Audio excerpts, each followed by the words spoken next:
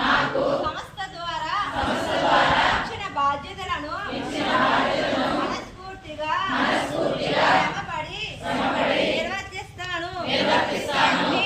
నేను దూర ప్రాంతాల్లో ఉన్న వనవాసి ఇతర గ్రామాలలో